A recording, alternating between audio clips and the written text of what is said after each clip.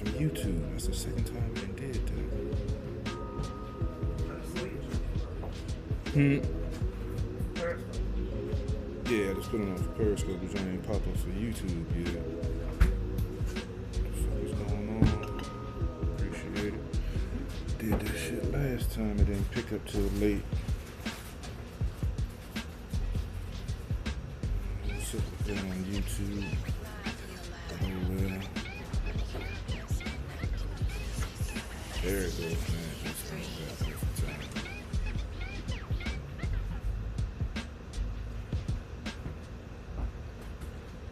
What's going on, people? CP3, live from At The Bar Radio. I know I say live from the lab, but you know I be on the move, making things happen. We got another great pregame show, and you know we got the postgame show after the game, and we got At The Bar Radio tonight at around 6 o'clock. Got two great guests we'll be interviewing and talking about current events and some of the things that's going on in the world, and I'll be breaking down the talking a little bit about what happened in this Week 5 matchup versus the Rams with a lot of interesting storylines. I'm going to go ahead and address the elephant in the room because I know my man Big Hurt, he going live right now. He's speaking on the Dwayne Haskins situation. I'm going to touch on it a little bit. I put my post out last week after I put my video out last week after the announcement was made that he was going to be benched in favor of Kyle Allen, and Ron Rivera came out in his press conference, broke it down very, very nicely, was very patient with the DC sports media that was trying to find a way to, spin it or pull something negative out of it. If you haven't seen it, you can go check it out on Sports OTHP. On Facebook, Robbie put the post up there a couple of days ago. You can go check it out. It's about a 45-minute interview. He's on there for about 20. And then they got Scott Turner and Kyle Allen also. I thought it was really interesting to listen to it. And today there's been some rumors of Haskins possibly getting traded. As I said, if you want to talk more about that, you can go check out Big Hurt. He's live now.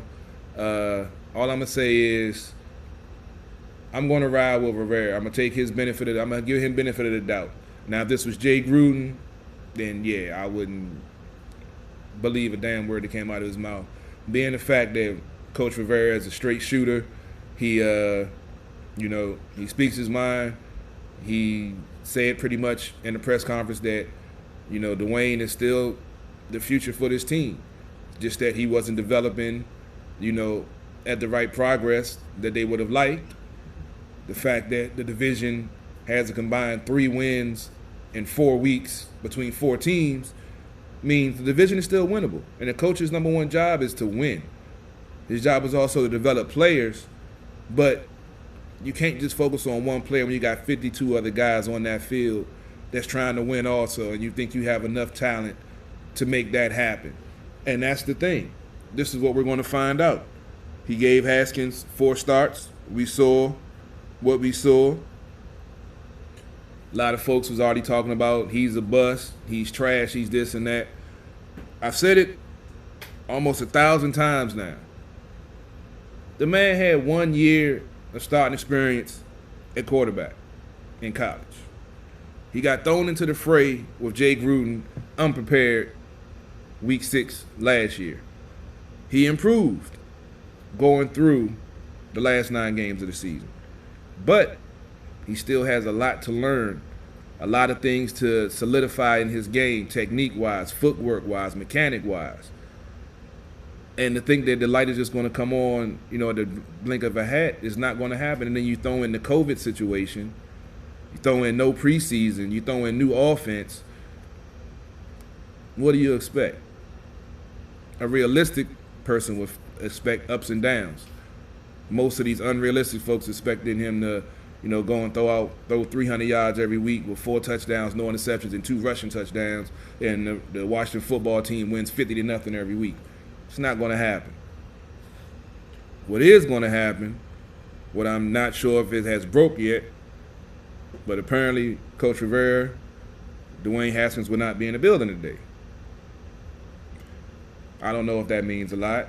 We've seen Rivera do this with Steve Smith and Josh Norman down in Carolina before when Attitudes didn't sit right with him, and I know everyone's seen the post with apparently Haskins has unfollowed Washington football team on social media, Kyle Allen, Coach Rivera, and most of the players. Have I looked at it? No, because I don't really give a damn. Doesn't have to do anything about on the field. That's all I care about, on the field. And if Kyle Allen can give this team a better chance to win, I'm all for it. As Coach Rivera said, Haskins still has developing to do.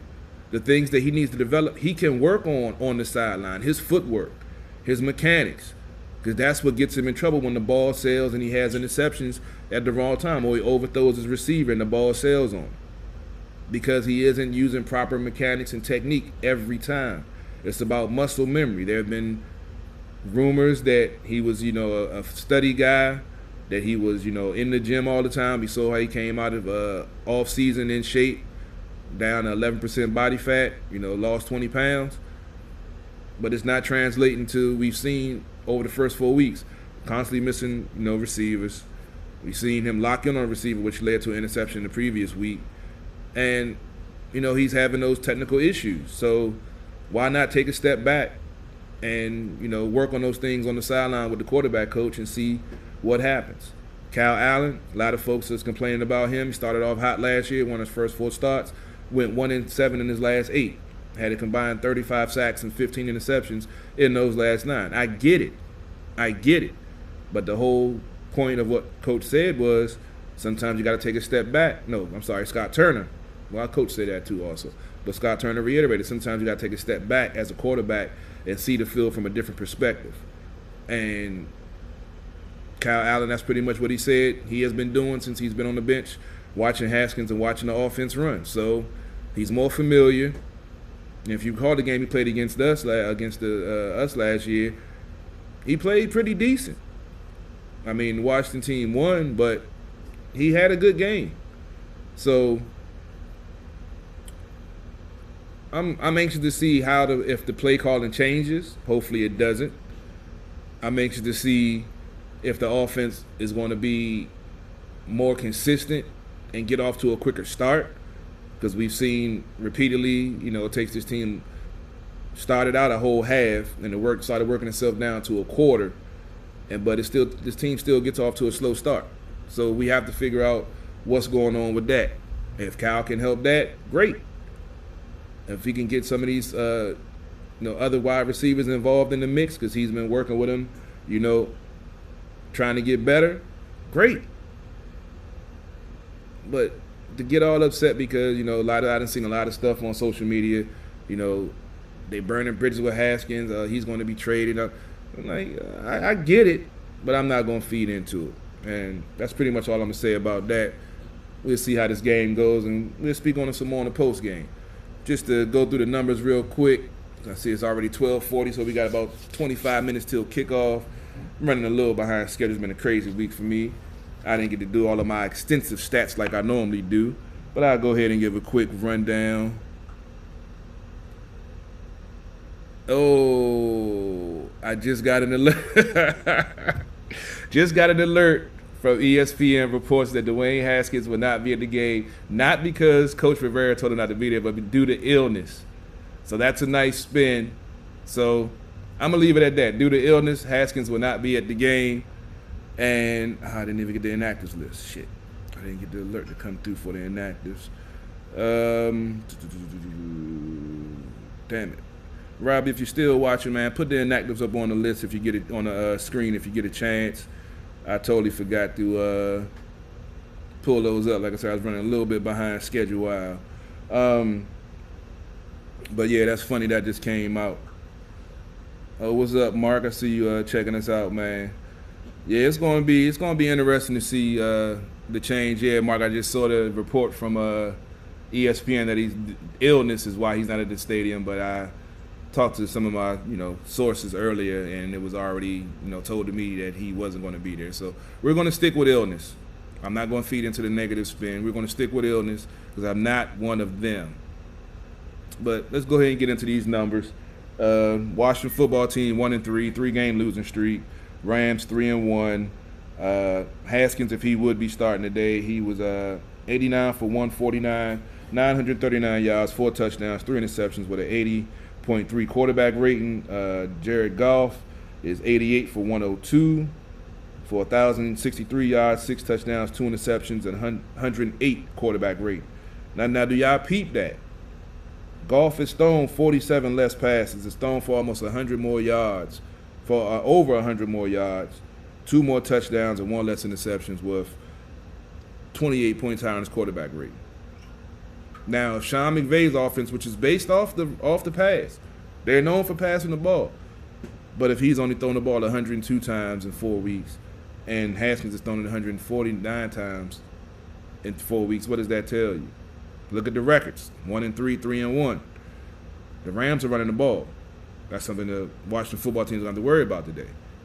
So I've been saying it from week 1. These 3rd and 2s and shotgun and all the passing, trying to get Haskins going, that's cool. But if it's not helping the team, what's the point of doing it? So that's why I would say I was concerned about if we would see different play calling and a different rhythm and a different, thought process and game plan with Kyle Allen being in there and not Dwayne Haskins. So that's something to keep an eye out on. And let's see, Antonio Gibson, 44 carries, 186 yards, 4.2 yard average with 3 touchdowns. Malcolm Brown, 45 carries, 182 yards with 4 yard average and 2 touchdowns. Terry McLaurin, 26 receptions, 386 receiving yards, 14.9 yard per average with 1 touchdown. And Cooper Kupp, 23 catches, 297 yards with 2 touchdowns. This is definitely going to be an interesting game with all of these changes. The Rams have a formidable defense. That front line with Aaron Donald is, going to cause some problems today. So that's why I think running game and getting Allen and misdirection plays, bootlegs, same thing I said for Haskins, I'm coming at it the same way. You got to move the pocket when your offensive line has injuries and are in flux and, giving up pressure on too many occasions. You got to move that pocket. You got to. Because if you're behind especially and they're just, he's on the same spot every time, they're just putting their ears back and just, going full bore. And the other thing is we're running the ball, you wear down a defensive lineman. Gets them more tired later in the game. We've seen what happens when this team gets pass happy and the defensive line starts having their way with the offensive line because they're pretty much still fresh because they've been, pass rushing all day. Run blocking, pursuit and run blocking is way harder than pass rush. And if you keep on letting them pass rush all day, not saying they're not going to, lose some speed and some power throughout, but they're definitely going to be more fresher if they're not having to, worry about the run as much. Quick team stats. I'll go ahead and run them down real quick before I get my keys to victory because I'm ready to eat and crack this brew I got in front of me and get ready for kickoff. Offense, the Rams, 397 yards average a game. That's 7th in the league. Washington, 301. That's 30th in the league. Passing yards, the Rams, 244, which is 12th. Passing yards for the Washington is 184, which is 27th. Rushing yards, 142 for the Rams, 7th. Didn't I just say that they run the ball? They have, better balance than Washington does. Well, with the Washington averaging 92 yards, they have pretty decent balance numbers-wise for rushing and passing. Points, the Rams are averaging 26.5, which is 14th. The Washington football team is averaging 19.8, which is 30th. Remember I mentioned last week about, they started out scoring 27, and week by week it's been the offensive output has been dropping. Let's see what happens this week with Carolina when someone's more familiar with the offense. That's the whole reason, the whole logic behind it. Third down percentage, the Rams are deadly, 51.9, which is 4th. And the Washington football team is basically dead last at 33.3%, which is tied for 31st. There's only 32 teams in the league, so, yeah, you're dead last. Defensively, the Rams are tied for 12th, giving up yards, 353 yards a game. Washington giving up 338, which is 7th. Passing yards, Rams give up 207, which is 8th. Washington gives up 187, which is fourth. Rushing yards, they give up 18th in the league, which is 123 yards. Washington gives up worse, which is 23rd with 129 yards. Now, I mentioned they average 142 yards rushing a game. Washington gives up 129. It's not a good day if the defense is on the field for a long time, so that's why you got to run the ball, time of possession, keep the ball out of their offensive hands is the best answer and way to help your defense. Points, the Rams are giving up 20 points a game, which is 6. Washington's giving up 28 points, which is 22nd. Third down conversions, the Rams defense give up 40%, which is 11th. And Washington is still doing pretty well in that category, which is, one of the few bright spots from the previous seasons. They're 9th in the league with 39% on third down conversions. Like I say, that's one of the lone bright spots we've seen in this first 4 games, especially with the 3-game losing streak. Let's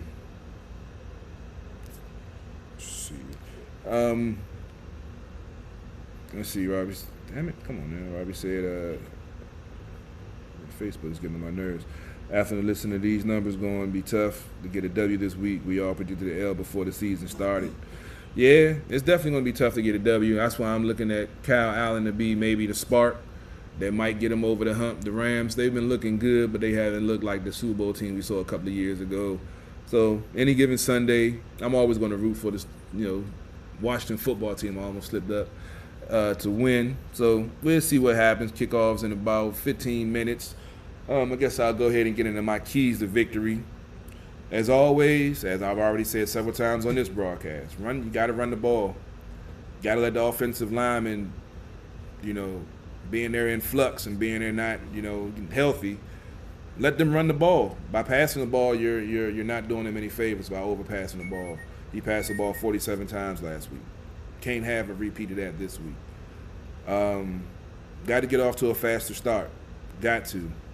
Because can't play from behind, especially with this team, because once they start scoring, it can get ugly pretty quickly with this team. So got to get out the gate. Got to try to score first, or at least don't let them get on the scoreboard too early in the game and we get 3 and outs and offense looks stagnant and yada, yada, yada, yada. The fact that Alex Smith is the number 2 quarterback, I don't know how I feel about that, because I didn't ever think I would see him play again after that horrific injury 2 years ago. I already said that he's one of the most courageous, willful people I've ever known, athlete or person, to actually get back into game shape and actually be cleared to play again, taking snaps and OTAs and everything. If he gets into the game, I don't know what might happen. I don't even know if I might watch, because luckily I was at the game when he broke his leg and I didn't have to see that 1,000 times replayed on TV. I told you I got a photographic memory and that shit pops in my head at the wrong time. I don't even want to talk about it. Robbie said also to mention, mention the great. Yeah, if you didn't check out the interview Thursday night, we had a great interview with ex-Washington football / Redskins player, Walter Rogers. I believe it's Rogers. Yeah, Rogers. He actually played under Lombardi and was in the same backfield as Jim Brown when the Cleveland Browns won their last championship. So make sure you check that out. It's on our Facebook page. It's on my YouTube channel, Robbie's YouTube channel. It's on our podcast and Apple Podcasts, Google Podcasts, Spotify, iHeartRadio. So if you haven't checked it out, go check it out. He has some good information from football era that a lot of folks this era don't even know about. So he has some good nuggets, and I talked to him, I asked him about Jim Brown and everything. So go check it out. Yeah, Walter the Flea Roberts. I'm sorry, I said Rogers. Walter the Flea Roberts. His nickname, the Flea. That was funny. But another key to victory. Secondary wide receivers have to step up, because they're going to double Terry. So we need to see something out of Gandy Golden, or out of Sims, or out of the tight ends, for God's sake. We haven't seen anything out of the tight ends this season. So we need to see. Saw a little bit from Logan Thomas. He did get a touchdown, but that was way back in week 1. So we definitely need to get secondary receivers involved in this game and try to get Antonio Gibson into some open space. he's starting to get more confident. He's starting to put up numbers. He's starting to be productive. So you gotta feed him the ball. Defensively, got to get some turnovers. Got to get some turnovers and got to keep pressure on the quarterback. Can't let Goff sit back there and pick this defense apart if the offensive line is picking up. Got to get pressure. Got to get turnovers. Oh, Sims is on the IR. I must have missed that news. It's been a busy week. Thanks, Fred. I got to look at that. Like I said, I didn't get a chance to look at the inactives list to see who was active today or not. But it's definitely going to be an interesting game. Last key to victory. Let's see. I want to see either special teams or a defensive touchdown this week. We haven't seen one of those in a while. I think if this team could get one of those, that will definitely be a momentum build and something that'll give them, more confidence going forward. And can build off anything. It just takes that one spark to get it going.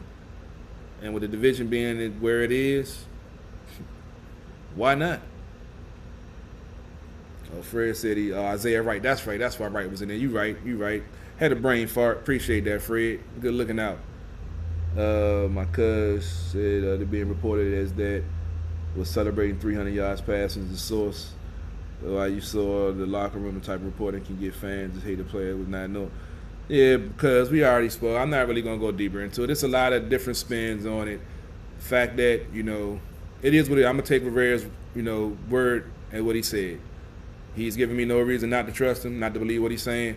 So I'm going to ride with the coach. I'm not even going to listen to all of this other, stuff. We're going to see what he say in the press conference, see how the team plays, and see what happens going forward. But I'm not going to feed into all of the speculation and all of the other stuff. But, this is a quarterback controversy town. Going back to the 70s with Billy and Sonny. So this is nothing new. So I'm not really, digging too deep. Hopefully right now, that is. Hopefully, what Coach said is what he mean. If he does get traded, then, yeah, I might have to question, from what Coach said a week ago to if he gets traded by the trade deadline. That's not what you said, Coach. So I'm going to give him a chance. I know fans are frustrated. I know fans are tired of the BS, tired of the distractions, tired of the losing, tired of all the excuses, all the bad losses. But you can't judge Coach off of his previous predecessors. So that's my 2 cents. I'm always going to ride for my team. I'm going to say they're going to pull it out today. I am not doing any scoring predictions or nothing like that. That's no point. But I'm about to check my fantasy football wire real quick. I had a couple of questionables. Got about 5 minutes till 5-10 minutes till kickoff. So about to adjust my schedule. Adjust my players. Y'all need to do the same thing if you haven't. Tune back in for post game, probably about 15, maybe 20 minutes after the game is over. Got to get my stats and stuff together, do a better job having stats this time. It's been a rough week. You saw the graphic that I had up before. If you need a new ride, used, new, pre-owned, certified, come holler at your boy down at Honda and Waldorf. Be down there Monday, 9 a.m. I'm down there all week. Inbox me. If you got my number, call me. Got anything you're looking for. Got the new Hondas. Had a great sale this weekend. All different types of vehicles. Check out my page. I did a video. I ain't going to go into it right now. But hit me up. I'll also be back 6 o'clock at the Bar Radio streaming live also. And tomorrow night, Sports OTHP on True Radio Network. As always, Monday night at 7. We'll be talking, it's getting limited now. We got NBA Finals. That might be over tonight. And we have football. No more, and baseball. Yeah, baseball season's going. I'm thinking about hockey is over. So, yeah, we still have 3 of the 4 major sports and whatever other news coming out. And we'll definitely be talking about this game in the 8 o'clock hour, Redskins Talk. I'll see if we can get Dujanet back on this week. Let him have a week off last week.